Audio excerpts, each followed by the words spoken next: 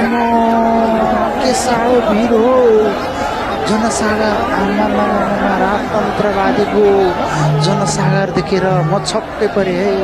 गणतन्त्र ढलो है ढलो अब रोक्नेवाला छैन कसैले रोक्न सक्नेवाला छैन चोर भ्रष्टाचारी नेताहरू भाग्न थालिसके है भाग्न थालिसके अब घोषणा मात्रै गर्न बाँकी छ राजतन्त्र फर्कियो है फर्कियो